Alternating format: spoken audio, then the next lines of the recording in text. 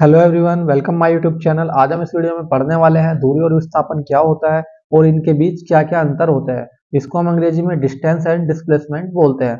सबसे पहले हम पढ़ेंगे कि जो हमारी दूरी होती है वह क्या होती है। किसी गतिमान वस्तु द्वारा तय किए गए पथ की लंबाई को हम दूरी कहते हैं। इसको हम एक एग्जाम्पल के माध्यम से समझते हैं। जैसे ये मेरा घर है, ठीक है, और ये कार है। अगर मुझे इस कार से अपने घर पे जाना है तो इस कार के द्वारा इस घर तक पहुंचने में जो लंबाई तय की जाएगी उसको क्या बोलेंगे हम? उसको बोलेंगे हम दूरी। ठीक है, उसको बोलेंगे हम दूरी। आया समझ में आपको? दूरी जो होती है वो हमारी एक अदिश राशि होती है। दूरी होती है हमारी अदिश राशि। ठीक है, अदिश राशि क्यों होती है? देखो, मैंने आपको बताया था कि अदिश राशि क्या होती है। वे भौतिक राशियां जिन्हें व्यक्त करने के लिए हमें ओनली परिमाण की आवश्यकता होती है, दिशा की आवश्यकता नहीं होती है। उन्हें हम क्या बोलते हैं? अदिश राशियां बोलते हैं। तो जब हम किसी को दूरी बताते हैं तो हम यही तो बताते हैं कि 500 मीटर यहाँ से यहाँ तक की दूरी है, 600 मीटर यहाँ से यहाँ तक की दूरी है। उसमें हम डायरेक्शन नहीं बताते कि 500 मीटर उत्तर की ओर है, 500 मीटर दक्षिण की ओर है। इसमें ओनली हमें परिमाण बताना रहता है, दिशा बताने की आवश्यकता नहीं होती है। जो हमारा दूरी का मात्रक होता है वो हमारा मीटर होता है। मात्रक होता है वो क्या होता है? मीटर। ठीक है। जो हमारी दूरी होती है इसका जो मान होता है या वैल्यू होती है वो हमेशा क्या होती है? धनात्मक होती है। मान क्या होता है इसका? सदैव धनात्मक होगा। जो मान होगा इसका सदैव क्या होगा? धनात्मक होगा या पॉजिटिव वैल्यू होगी। ठीक है। आपने ऐसा थोड़ी सुना होगा कि -500 मीटर यहाँ से यहाँ तक की डिस्टेंस है या -600 मीटर यहाँ से यहाँ तक की डिस्टेंस है। हमेशा पॉजिटिव में देखा हो ना कि 500 मीटर यहाँ से यहाँ तक की डिस्टेंस है या 1000 मीटर यहाँ से यहाँ तक की डिस्टेंस है। आई होप आपको समझ में आया होगा कि दूरी क्या होती है हमारी। नेक्स्ट देखते हैं विस्थापन। विस्थापन क्या होता है हमारा? किसी वस्तु की अंतिम तथा प्रारंभिक स्थितियों के बीच की न्यूनतम दूरी को हम क्या बोलते हैं? विस्थापन बोलते हैं। मैं इसको आपको एक एग्जांपल के माध्यम से समझाता हूँ। जैसे ये हमारा एक स्कूल है, ठीक है, और ये हमारी क्या है? शॉप है। ये क्या शॉप है? ये क्या हमारा स्कूल है। ठीक है, ये स्कूल है। इस स्कूल से शॉप पे जाने के तीन रास्ते हैं। एक तो ये रास्ता है, ये रास्ता वन है हमारा। ठीक है, ये क्या है? वन है रास्ता। ये हमारा क्या है? ये हमारा टू रास्ता है। ठीक है, सेकंड। ये हमारा थर्ड रास्ता है।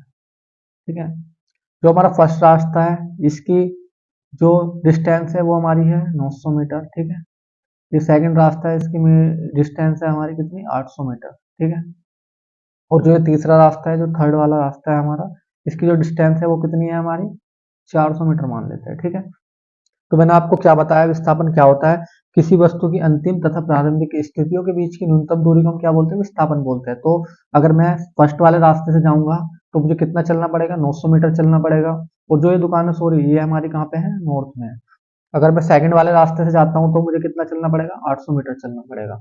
अगर मैं थर्ड वाले से जाता हूँ तो कितना? 400 मीटर चलना पड़ेगा।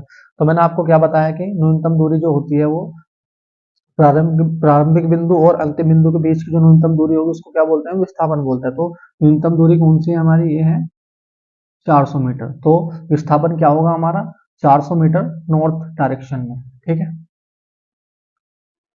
जो हमारे होता है विस्थापन, ये क्या होता है? हमारी एक सदिश राशि होती है। ठीक है, सदिश राशि। सदिश राशि क्यों होती है? देखो, मैंने आपको बताया था कि सदिश राशि क्या होती है। वे भौतिक राशियां जिन्हें व्यक्त करने के लिए हमें परिमाण के साथ साथ दिशा की भी आवश्यकता होती है, उन्हें क्या बोलते हैं हम? सदिश राशियां बोलते हैं। तो देखो, जब हम विस्थापन बताते हैं तो हमें उसका परिमाण बताते समय उसकी डायरेक्शन भी बतानी पड़ती है। जैसे मैंने आपको यहाँ पे बताया कि 400 मीटर नॉर्थ डायरेक्शन में। ठीक है, तो हमें विस्थापन ऐसे ही बताना होता है। अब इसके मात्रक की बात कर लेते हैं। जो हमारा मात्रक होता है इसका, मात्रक इसका मीटर ही होता है। ठीक है, जो इसका मान होता है विस्थापन का वो हमारा क्या होता है? धनात्मक भी हो सकता है, ठीक है, ऋणात्मक भी हो सकता है और शून्य भी हो सकता है। ठीक है, इसके तीनों मान हो सकते हैं। मैं आपको समझाता हूँ कि धनात्मक कैसे होता है और ऋणात्मक कैसे होता है और शून्य कैसे होता है। ये एक लाइन है, इसके माध्यम से मैं आपको समझाऊंगा कि इसका मान पॉजिटिव, नेगेटिव और जीरो कैसे होता है। यहाँ पे मान जीरो होगा। ठीक है, यहाँ पे ले लेते हैं 1, यहाँ 2, यहाँ 3, यहाँ पे 4। ठीक है, यहाँ -1, यहाँ -2, यहाँ -3, यहाँ -4। अगर मैं इस कार से यहाँ तक -3 तक जाता हूँ तो विस्थापन कितना होगा? यहाँ पे हमारे कौन सा है, धनात्मक है, ये सॉरी ऋणात्मक है,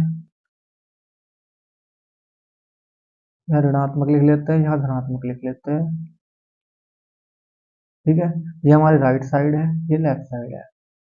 ठीक है, अगर मैं इस कार से यहाँ तक जाता हूँ -3 तक तो विस्थापन क्या होगा? विस्थापन बराबर अंतिम बिंदु या अंतिम स्थिति माइनस प्रारंभिक स्थिति। ठीक है, तो अंतिम स्थिति कितनी है हमारी? -3 तक गए हम, और प्रारंभिक स्थिति कितनी थी हमारी? 4 थी। तो -3 -4 कितना हो जाएगा? -7।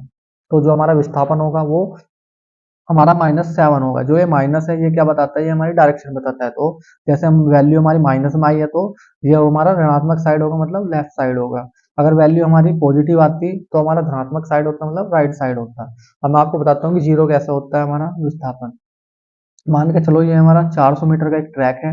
अगर एक व्यक्ति यहाँ से दौड़ना स्टार्ट करता है और फिर यहीं पे आ जाता है तो हमारा विस्थापन कितना हो जाएगा? जीरो हो जाएगा। क्योंकि मैंने आपको बताया कि विस्थापन बराबर क्या होता है हमारा? अंतिम स्थिति माइनस प्रारंभिक स्थिति। अंतिम स्थिति भी इसकी यही है और प्रारंभिक स्थिति भी यही है, तो विस्थापन क्या हो जाएगा हमारा? जीरो हो जाएगा। आई होप आपको समझ में आएगा कि दूरी क्या होती है और विस्थापन क्या होता है और इनके बीच हमारे क्या क्या अंतर है। अगर आपको ये सभी चीज समझ में आई है और मेरी वीडियो अच्छी लगी है तो प्लीज मेरी वीडियो को लाइक करें और चैनल को सब्सक्राइब करें। Thank you.